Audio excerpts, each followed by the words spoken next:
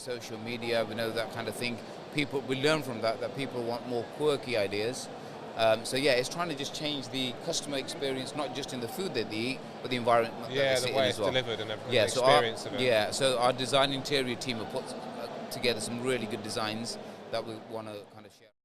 And we've learned that even from yesterday, that some organizations have come and said, look, you do a certain amount of burgers, but our catchment or target audience is more vegetarian. Can we change the menu? Okay, interesting. The menu on that. And what we've actually done is said, that's not a problem. Whereas I know a lot of franchise almost will say things are set in concrete.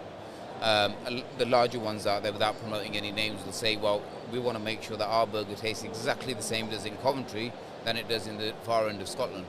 And that sometimes causes an issue because of either the cultural issue or the needs of somebody's, we're not saying we want a haggis burger, but if that's what they wanted and it sells, then that's absolutely what we would kind of push out for. So the bespokeness is what makes us unique. Yeah, I was going to ask what makes you unique, and you've answered it already. It's that, and the fact that people often say, they walk past and say, what are you? Because we've got a burger lab, and they may kind of get confused what's the lab part of it. Yeah. The lab part of it is the name that we use. So when you kind of come into our stores, the experience what the customer does, rather than give you a can of pop, we will give you something in a test tube, or we'll give it in a beaker, nice. And make it that much more bespoke. We know it's a world of TikTok. How's the franchise journey been so far? It's been good.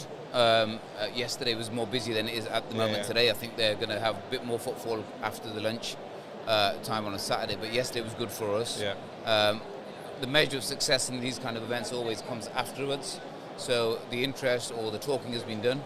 Now we'll see what follow-up happens. So there's an element of work to be done on our end, and then also to hear those people that have shown interest to see actually if that falls through and anticipates over. So obviously, you've only been doing this for was it 3 months, you said?